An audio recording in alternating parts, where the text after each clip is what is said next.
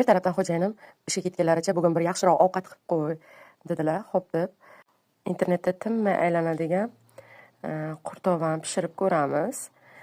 Men oldin umuman pishirib ko'rmaganman buni. O'zi tayyorlanishi oddiy bo'lar ekan. Go'sht, piyozni yaxshilab qovurib olamiz.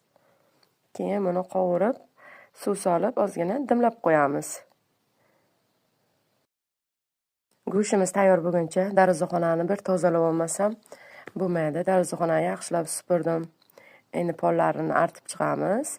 Pollarini bir 2-3 marta artmasam, rosa bizada ochiq joy chang bo'lib ketadi.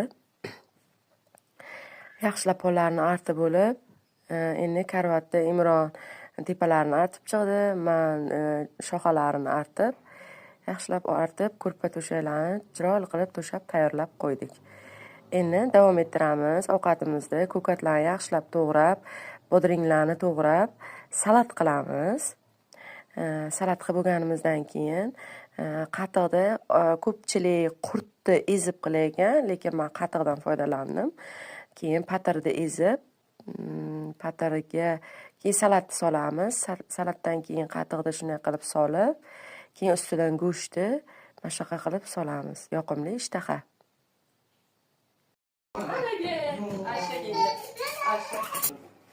Qanday bo'ldi?